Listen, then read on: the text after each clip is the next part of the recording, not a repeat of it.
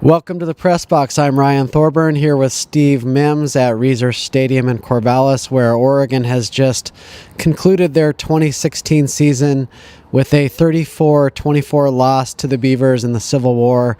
Oregon finishes 4-8. The Beavers snap a 8-game losing streak to the Ducks, and Steve, kind of a fitting end to really a disappointing season for Oregon. Yeah, couldn't stop the run. I think we heard that all year long. Happened today. Oregon got up 24-14. You thought, boy, this Oregon State team isn't made to come from behind. There's 20 minutes left. It might be hard for them to put together 2 scoring drives. They put together 3. I think they ran 26 of the 27 plays. Oregon knew it was coming, simply couldn't stop Null. Ends up scoring to go ahead, and then they get the ball back. Oregon's last 2 possessions when behind. They totaled, I think, 10 yards on 8 plays. Oregon State just clearly, down the stretch was really able to execute on offense, and Oregon couldn't get anything going to try to get a comeback. Yeah, it rained on Oregon's parade. They went up 10, as you mentioned, and then once the storm hit, they really were inept, at doing anything. So, disappointing season for Oregon. Mark Helfrich did not hear from Rob Mullins in terms of his future immediately after the game.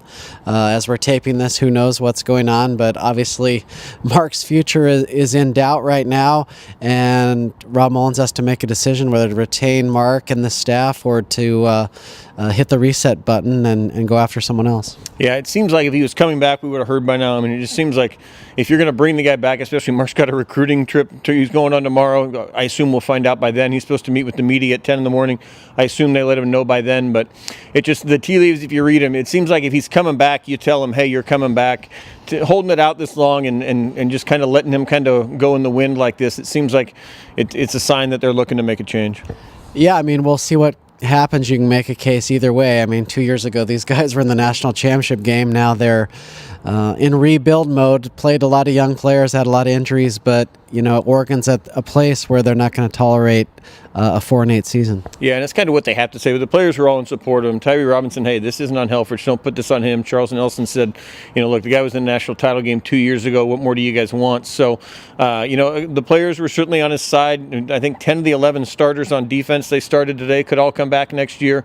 Offensively, it's right about the same thing. There's the possibility for a whole lot of these guys to come back with the coaching staff and be better. We'll just see if the powers that be have decided that that's enough to bring them back. Well, hopefully we'll be back, and if not, we'll see what happens with Helfrich tomorrow. But thanks for tuning in all season. It was a rocky ride for the Ducks, but a fun one for us, and we'll talk to you soon.